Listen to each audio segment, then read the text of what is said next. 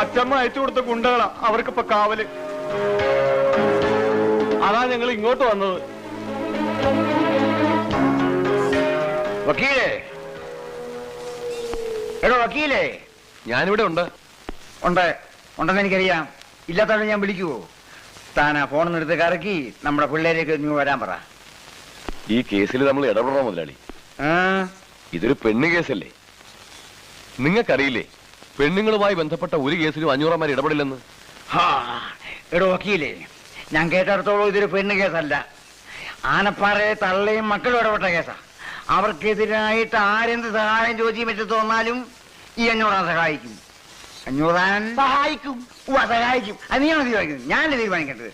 താഴേതാ താൻ വിളിയോ? ഇത് രണ്ടും 2 മാസത്തെ ബില്ല്.